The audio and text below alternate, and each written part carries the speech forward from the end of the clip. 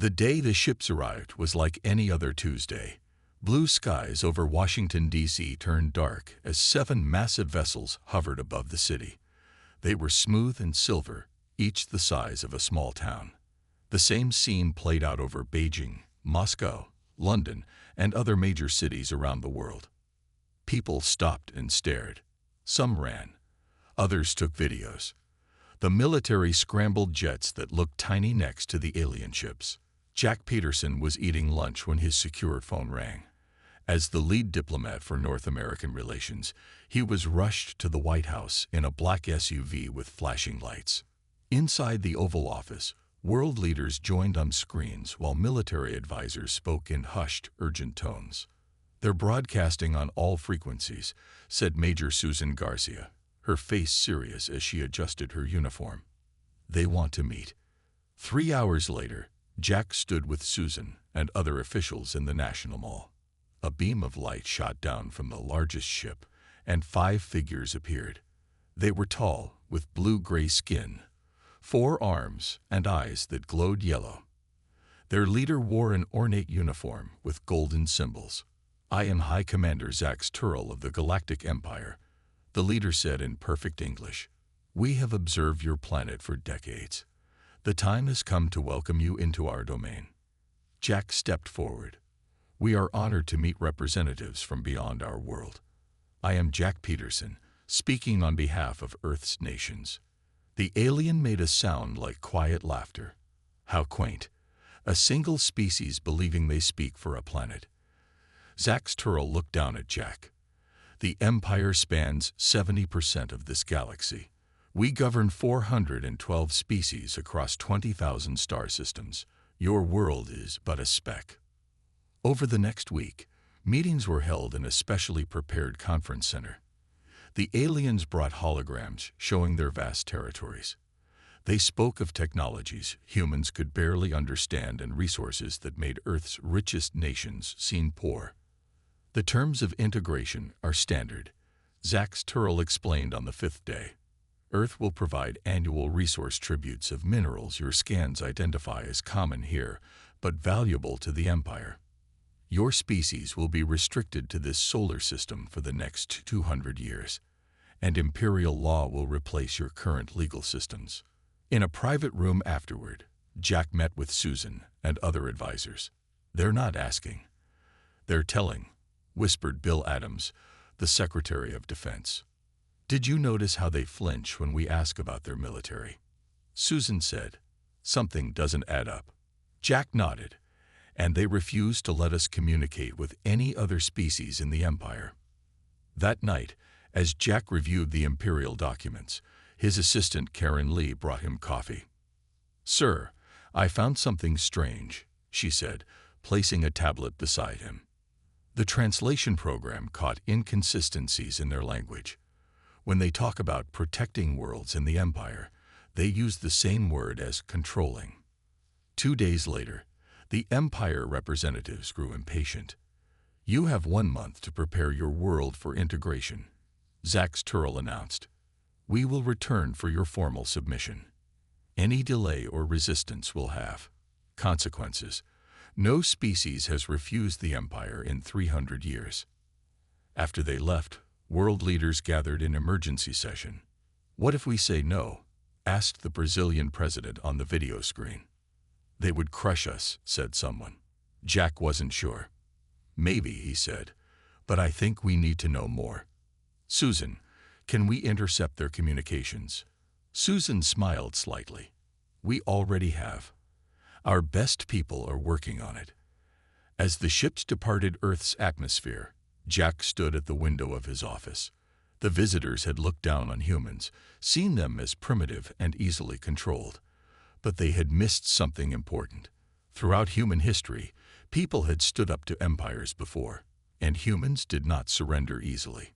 The real work was just beginning. The world changed after the aliens left. Countries that had been enemies for decades now shared information freely. Scientists and military experts worked together across borders.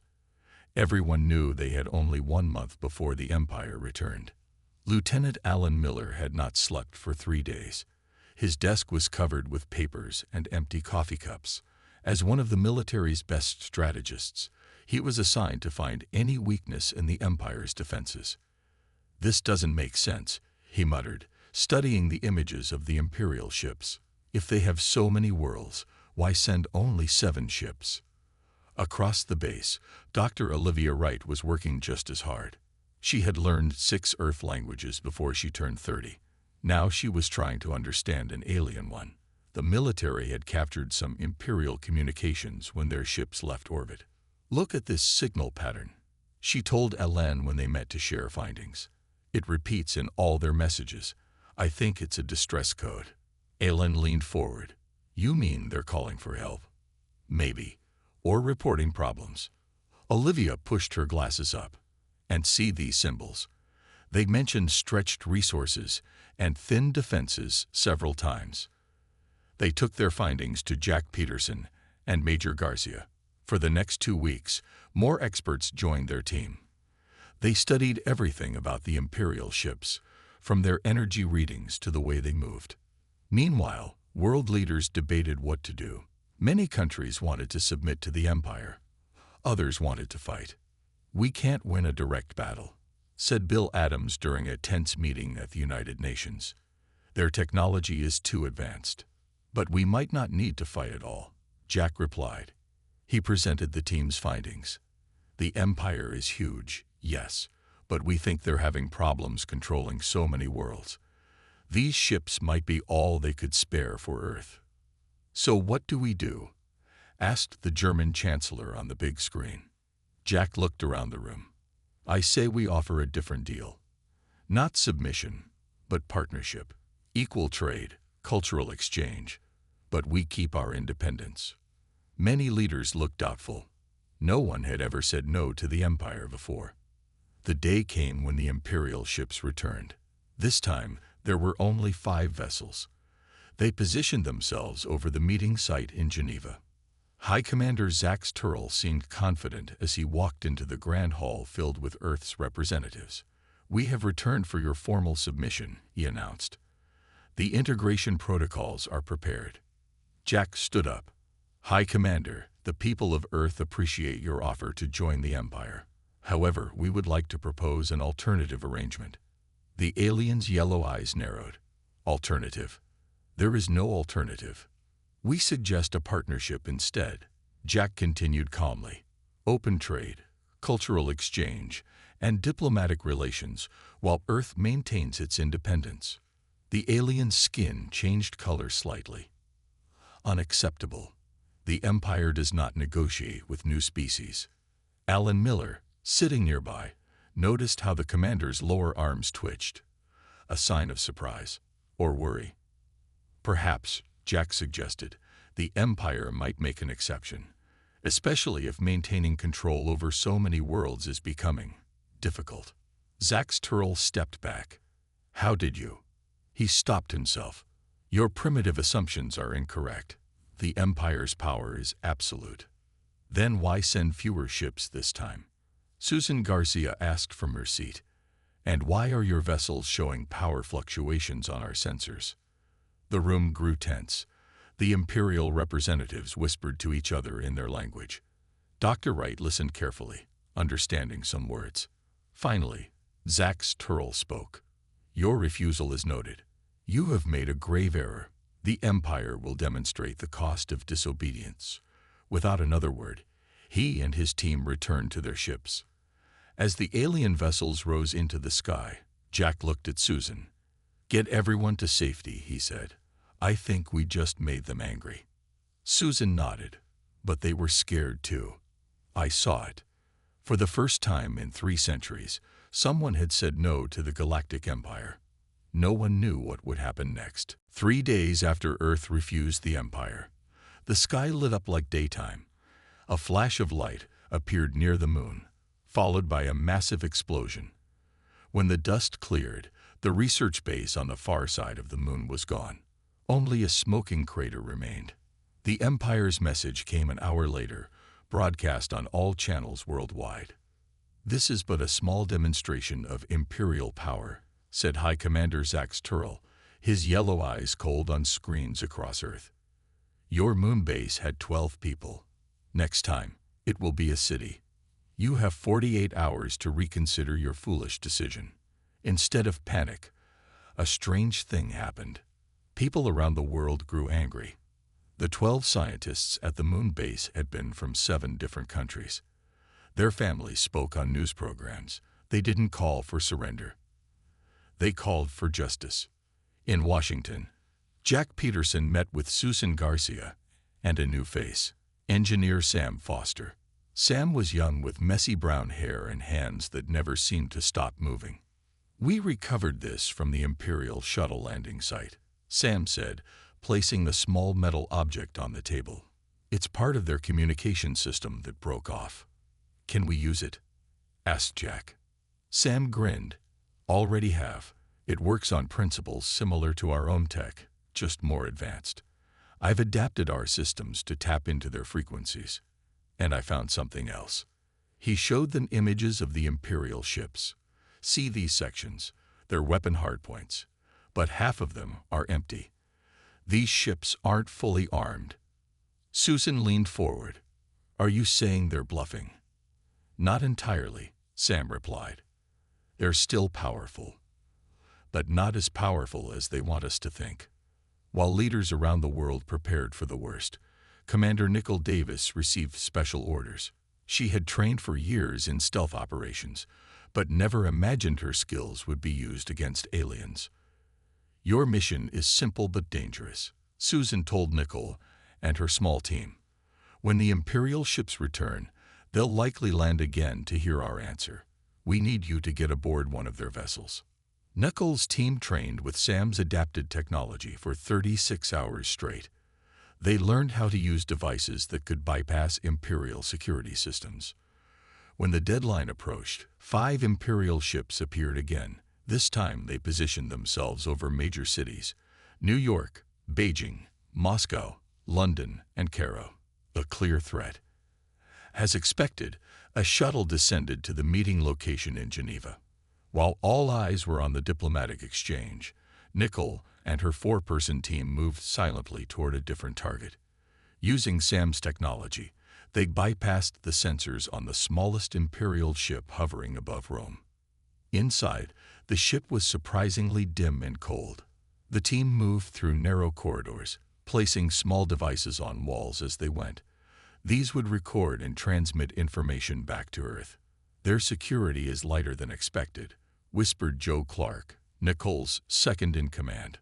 "Almost like they don't have enough crew," Nicole replied. They reached the ship's command center and found only 2 aliens operating it. Using stun weapons developed from studying the broken Imperial device, they knocked the crew unconscious. "We have 20 minutes before they expect a status report," said Linda Brown, the team's tech expert. Her fingers flew over the alien controls, now comprehensible thanks to Sam's translation software. "Downloading their database now." Meanwhile, in Geneva, Jack faced Zax Turrell again. "Your demonstration has been considered," Jack said calmly. "Our answer remains the same. Earth will not submit." The alien commander seemed genuinely confused. "You saw what we did to your moonbase. Do you not value your lives?" "We value our freedom more," Jack replied. "And we wonder why the great empire needs to threaten a single planet. Is your control so fragile?" For a moment, fear flashed across the alien's face. In Rome, Nicole's team completed their mission and slipped away from the ship. They carried with them secrets that would change everything: ship schematics, weapon capabilities, and most importantly, evidence of rebellion brewing in other parts of the empire.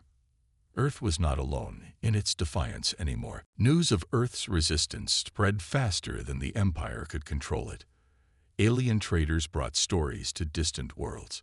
Imperial soldiers whispered about the small blue planet that said no. Something that had never happened before was happening now. On a space station near the edge of Imperial territory, Frank Martinez met with a group of aliens who looked nothing like humans. They had gray skin and large eyes that blinked sideways.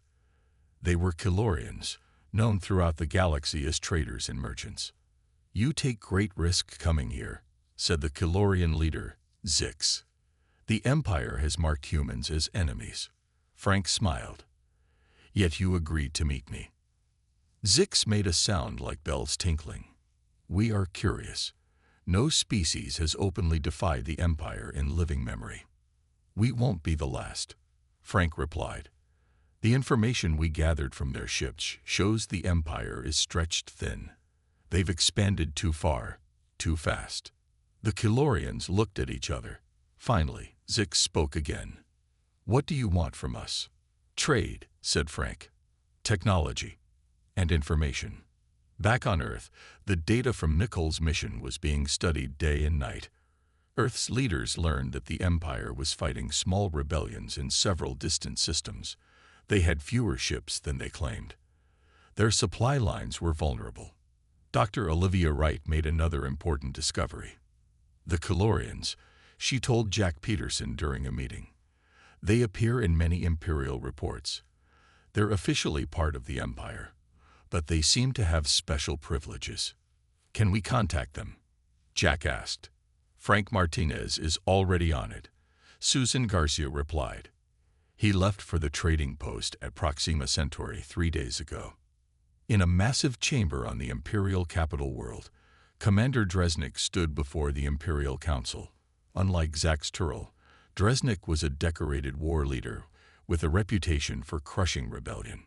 "High Commander Zax Turl has failed," Dresnik told the Council.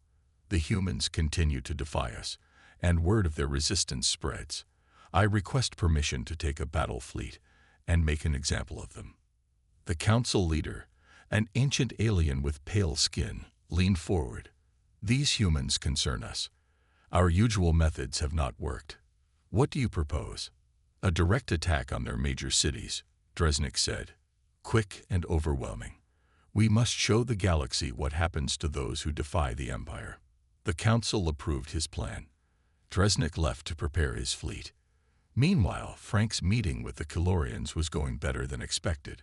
Not only did they agree to trade advanced technology, but they revealed something surprising.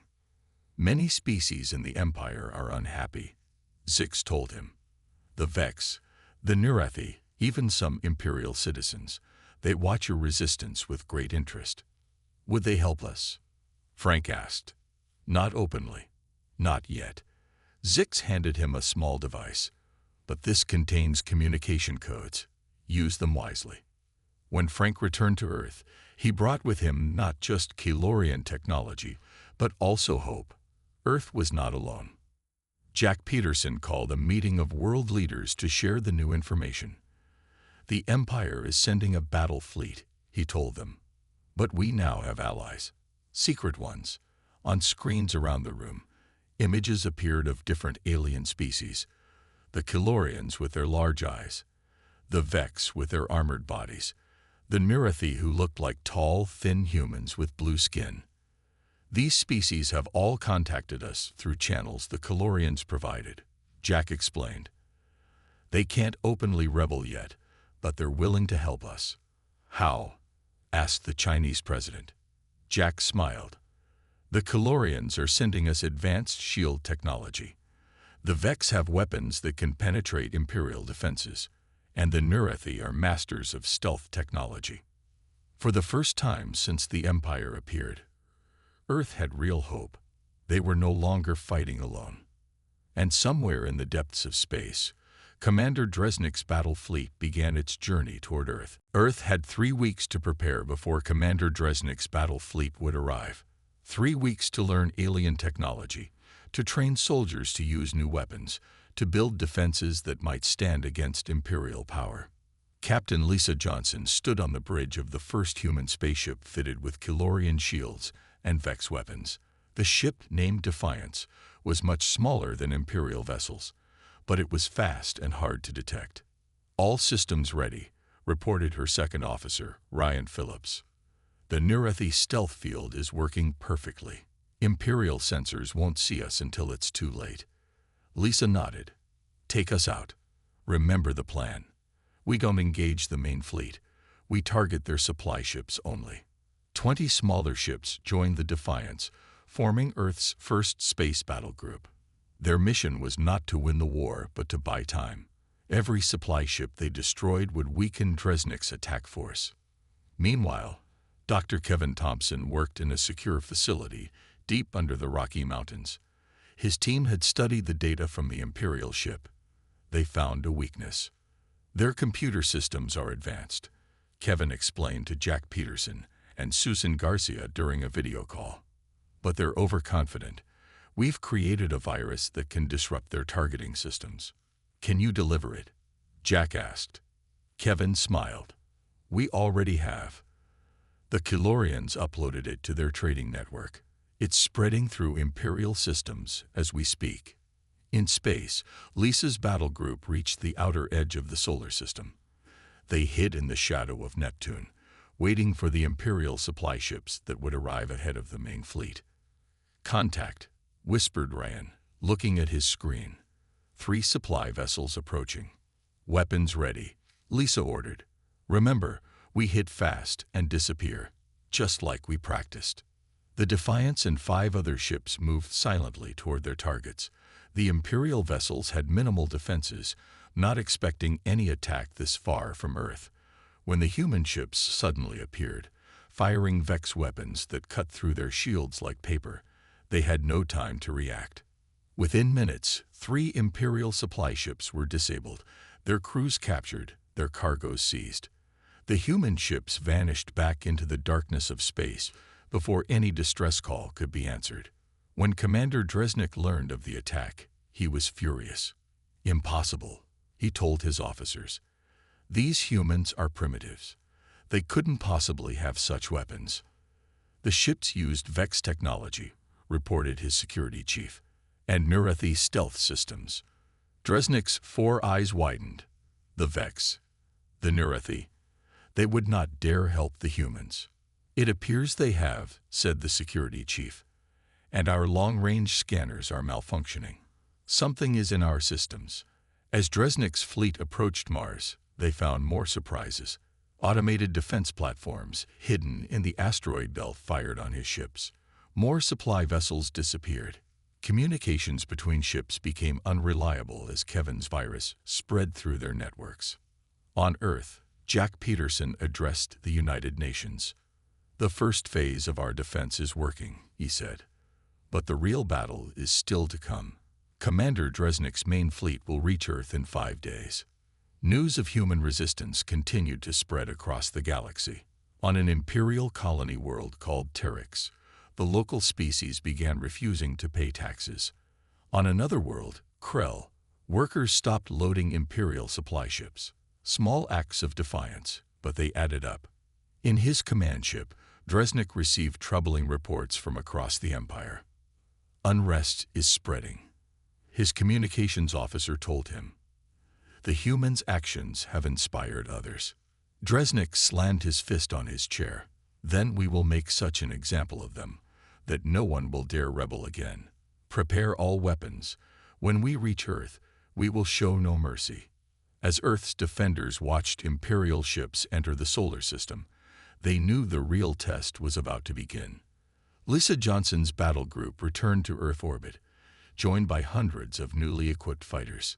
The greatest battle in human history was about to start. As Imperial ships filled Earth's skies, Paul Wilson arrived at a secret meeting on a neutral space station. Paul was a quiet man who had worked as a teacher before the aliens came. Now he represented humanity to the galaxy. Around a large table sat representatives from 7 alien species. The Kilorians were there, along with the tall blue Nurethi and the heavily armored Vex. Others Paul had never seen before.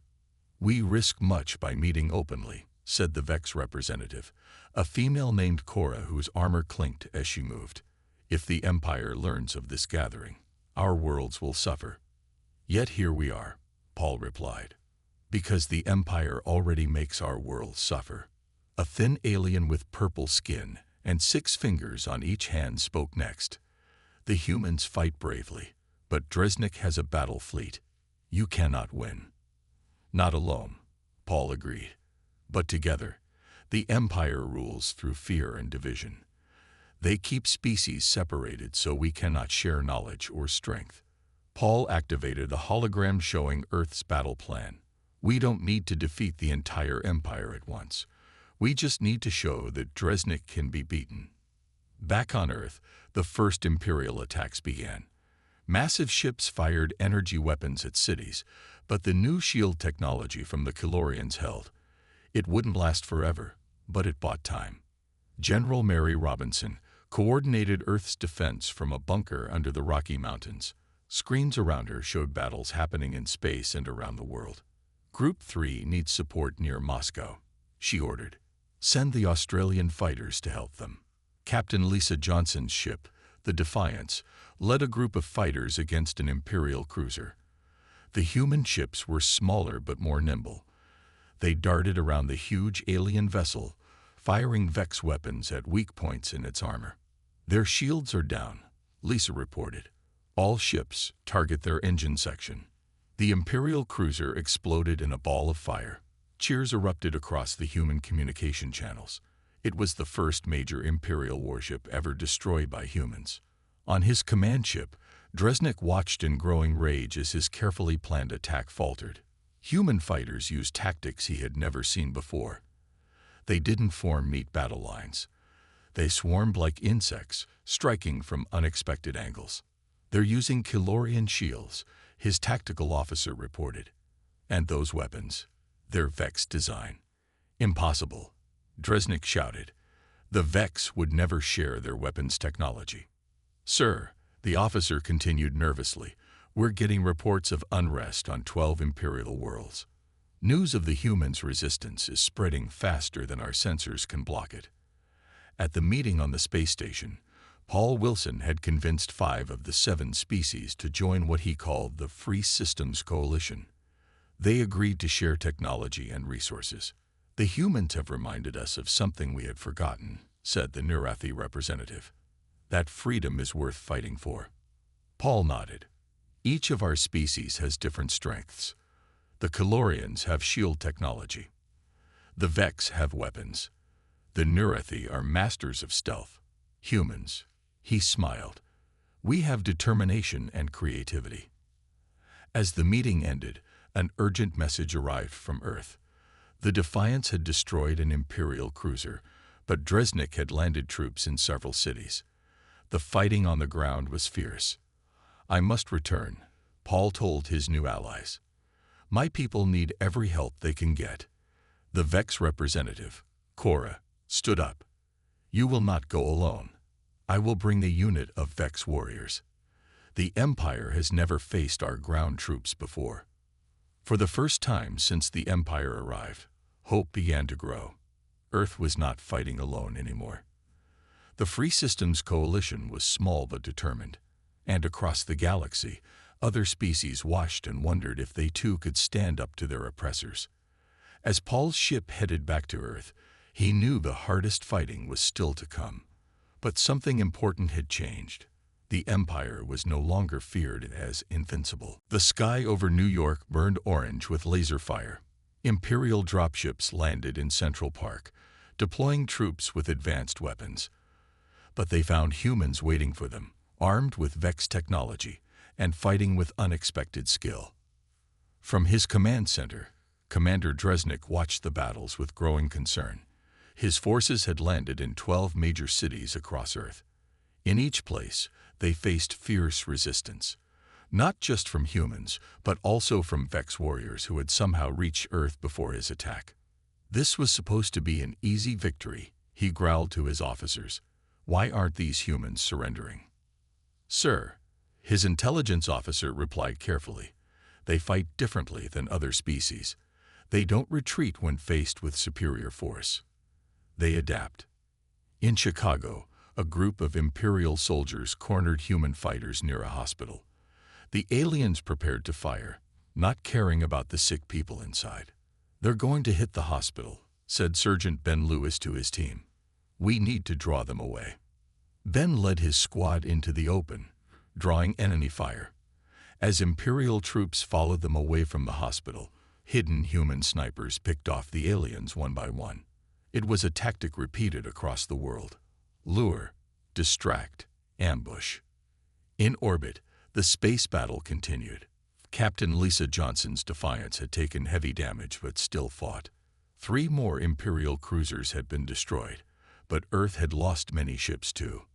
"We can't hold much longer," Lisa reported to General Robinson. "Their main battleship is moving into position. Our shields won't stop its main weapon." The Imperial battleship was massive, designed to destroy entire cities from orbit. If it fired its main cannon at Earth, millions would die despite the protective shields. Engineer Daniel Green heard the report in his lab beneath Denver. He had been working on a special project, a small ship loaded with experimental explosives developed from studying Imperial technology. "I can stop that battleship," he told General Robinson over the emergency channel. "But there's no return trip." Mary Robinson closed her eyes briefly. "Are you certain, Daniel?" "Yes, Mom," he replied. "That thing can kill millions. I'm just one person." In New Delhi, Jack Peterson and Susan Garcia coordinated with coalition forces. Vex warriors fought alongside human soldiers. Calorian medics treated the wounded.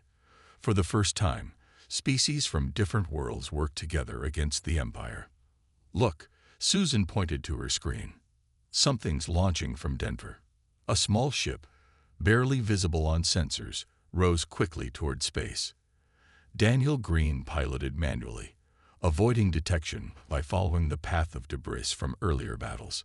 The Imperial battleship prepared to fire its main cannon at North America. Inside his tiny vessel, Daniel activated the stealth technology and approached the massive ship. He aimed for a specific spot, a weakness in the design that he had discovered in the Imperial data. "For a free galaxy," Daniel said into his communication device. His words were heard across human and coalition channels. His ship slammed into the battleship's weak point. The explosion was small at first, then grew as it triggered a chain reaction through the larger vessel. The Imperial battleship broke apart, its main cannon never firing. On his command ship, Dresnik received the news with disbelief. One human destroy our battleship." At that moment, something unexpected happened. An Imperial cruiser stopped firing at Earth ships. Then another. Across the battlefield, Imperial vessels began powering down weapons. "Sir," Dresnik's communications officer said in a shocked voice, "we're receiving messages from our own ships. They're refusing to continue the attack." "What?" Dresnik couldn't believe what he was hearing. "They saw what the human did," the officer explained, "sacrificing himself to save others. It's spreading across all channels. Even Imperial citizens are watching it." For the first time in his life, Dresnik felt fear, not of defeat in battle, but of something more dangerous, the spread of an idea. The idea that the Empire could be defied, that freedom was worth dying for. And across the galaxy, that idea was catching fire like nothing the Empire had ever seen. 6 months after the Battle of Earth, Jack Peterson stood on a platform in a massive hall. The room was filled with beings from dozens of different worlds. Some looked almost human. Others had tentacles, scales, or wings. All were gathered for a historic moment. "The Imperial Senate is in session," announced a tall alien with golden skin. "The representative from Earth may speak." Jack looked around the room. Just being here was a victory. After Earth's successful defense and the spread of rebellion across Imperial worlds, the Empire had been forced to negotiate. Humans were given a seat in the Imperial Senate, something no new species had received for centuries. "People of the galaxy," Jack began. 6 months ago, humans were unknown to most of you. We were just another primitive species on the edge of Imperial space. But today we stand as equals. Not because we defeated the Empire in battle. We didn't, but because we showed that another way is possible. In the front row sat representatives of the Free Systems Coalition, the Calorians, the Vex, the Neurathi, and others who had joined the humans in their fight for freedom. Their alliance had grown to include 23 species. At the far end of the hall sat the Emperor himself, a being so old that no one knew his true age. His skin was pale white, his eyes large and dark. He had ruled for 1,000 years, and until now, his word had been absolute law. For too long, Jack continued, the Empire has ruled through fear. Those who obeyed were rewarded with scraps of freedom. Those who resisted were crushed. But fear can only control people for so long. As Jack spoke, screens around the hall showed images. Daniel Green's sacrifice, Vex warriors fighting alongside humans, Lisa Johnson's damaged ship limping back to Earth carrying wounded of 5 different species. We humans have a saying, Jack said, united we stand, divided we fall. The Empire kept species separate so we couldn't join forces. But now we know each other's strengths. Now we stand together. In the years since humans first met the Empire, much had changed. Commander Dresnik had been removed from his position. High Commander Zax Turl now led a reform movement within Imperial ranks, and a member of the Imperial Senate named Calvor had defected to the Coalition, bringing with him shocking secrets. Calvor stood now and joined Jack on the platform. His 4 arms held an ancient book. For 1,000 years, Calvor said, we have been told that only the Empire can prevent chaos in the galaxy, that without Imperial rule, species would war with each other. But this was a lie. He opened the book. Our own history shows that before the Empire, worlds traded peacefully. Species helped each other. The Empire created the conflicts it claimed to prevent. Whispers spread through the hall. Many had suspected this truth, but feared to speak it. We do not come to destroy the Empire, Jack said. We come to transform it. From rule by fear to cooperation by choice, from subjects to citizens, from an empire to a confederation of free worlds. The Emperor stood slowly. The hall fell silent. His voice was soft, but carried to every corner. For 1,000 years, I have ruled, he said. I believed it was necessary, that without my guidance, chaos would reign. He looked at Jack, then at Calvor and the Coalition representatives. Perhaps I was wrong. Admiral Elizabeth Taylor, who had led Earth's defense fleet, stepped forward with a document. This is the Confederation Charter, she said, already signed by 23 former Imperial worlds. It guarantees freedom for all member species while providing mutual defense and fair trade. The Emperor looked at it for a long moment. Then, slowly, he reached for a pen. Jack Peterson watched as history changed before his eyes. The humans had not just saved themselves. They had transformed the galaxy. No one had dared to disobey the Galactic Empire, except the humans. And in doing so, they had freed everyone.